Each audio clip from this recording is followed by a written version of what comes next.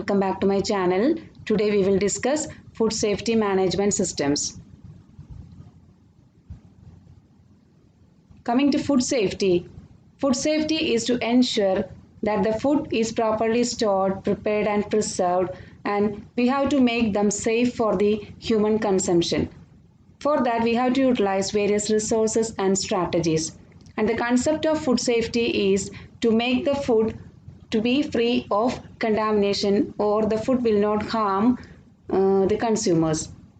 Food safety is a scientific discipline, and it is describing the different ways of handling, preparing and storing food materials to prevent foodborne illness.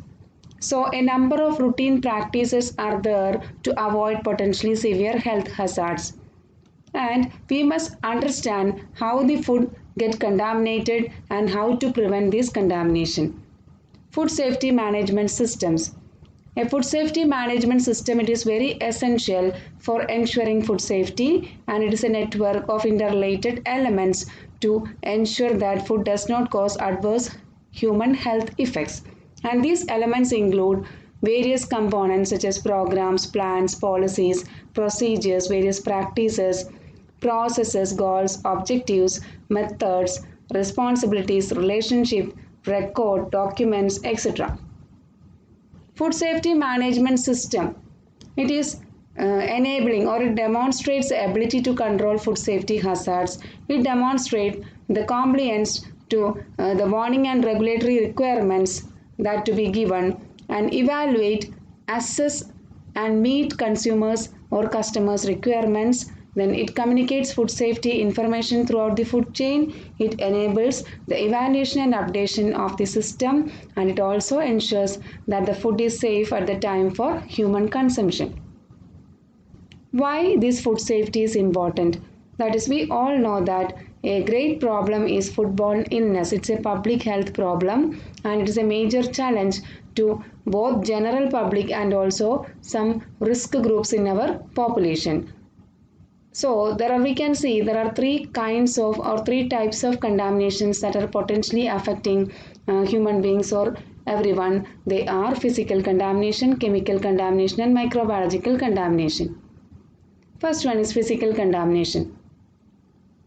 Physical contamination, we all are familiar with this type of contamination. That is, this include the presence of hair, stones, stems and other seeds, sometimes feathers, jewelry, matchstick, even some fibers, jute fibers or buttons in the food material. We will get these materials from the food in some cases, and we are all familiar with this.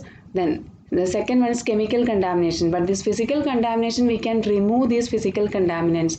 It is very easy to remove these physical contaminants by cross-checking or by examining the food material. Okay, then chemical contamination, that is it is invisible. In majority of cases, these chemicals in the food, these are invisible, and these are great hazards. So these chemical contaminants include cleaning chemicals, adulterants, then sometimes we can see food additives will be added in the food in excess amount, then sometimes non-permissible food additives can be present, and veterinary residues, pesticide residues, all these are coming under chemical contaminants. So they are causing chemical hazards. Then third one is microbiological hazard, that is biological hazard. This include both microbiological and macrobiological hazards. Microbiological hazards, we all know that presence of bacteria, yeast, protozoan, molds, viruses, etc. All these contaminants can be identified by the change in the food materials. This growth of this microorganism can provide some visible changes in the food material. From this we can understand many of the cases, but in some cases we cannot understand this contamination and can lead to serious problems. Then macrobiological hazards includes the presence of worms, cockroach, caterpillars, flies, etc. in the food materials. These can be analyzed, or this can be found from the food materials by examining or by checking the food material, or we can see these macrobiological hazards. Then next is the 5 basic key elements to ensure the food safety. The basic key elements which are required for ensuring the food safety are interactive communication, management element or system, good manufacturing practices, hazard analysis or HACCP principles, operational PRPS. So these key elements, they are important for managing and reducing the risk to health resulting from operations across the food chain to the final product or final consumption. Okay, then first we can see interactive communications. That is an exchange of idea. It is very necessary. It's a dynamic process. A two-way flow of information is very essential, and it is broken up into two types. They are internal com and external com. First one is internal com. Here we must establish or implement and maintain effective communication with personals on issues that have an impact on food safety. Some of these issues are new products planned, changes in process control, new ingredients, new formulations, new packaging. All these must be discussed. Then external com means or communication means we have to establish, implement and maintain an effective communication with suppliers and contractors, customers in relation to product information, enquiries, customer complaint, feedbacks, orders, etc.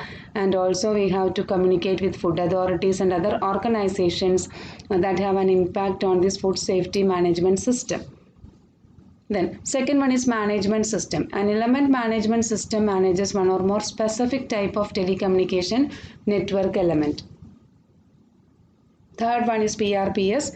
Prerequisite programs are all the processes and hardware that work alongside the HACCP system. They provide basic environmental and operating conditions, and these basic environmental operating conditions are very necessary for the safe production of food. And this WHO, it is defining this requisite program as practices and conditions which are needed prior to and during the implementation of HACCP. So this PRPS, it is very essential for food safety. Prerequisite programs, they provide a foundation for an effective HACCP system. Some examples of PRPS are facilities, production equipment, standard operating procedures, all are examples of PRPS. So PRPS, it is very essential for food safety and it provides a foundation for an effective HACCP system. Next is good manufacturing practices. Good manufacturing practices or GMP are the procedures that we have to follow during a plant construction and an operation to assure safety. And while constructing a plant or a production plant, we have to follow these procedures. Okay, GMP refers to the minimum sanitary and processing conditions, and these conditions are required in a properly built processing plant. These are basic requirements of a properly built processing plant, that is minimum sanitary and processing conditions.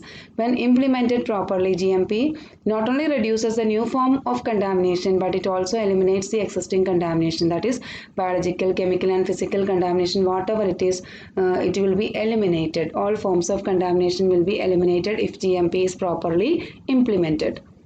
This GMP benefits are good business practices, improved product consistency, helps to lower cost, builds future business and legal requirements. That's all about the first session. Hope you'll understand the session, and the remaining part of this food safety management system can be seen in the next lecture. Thank you. Have a nice day.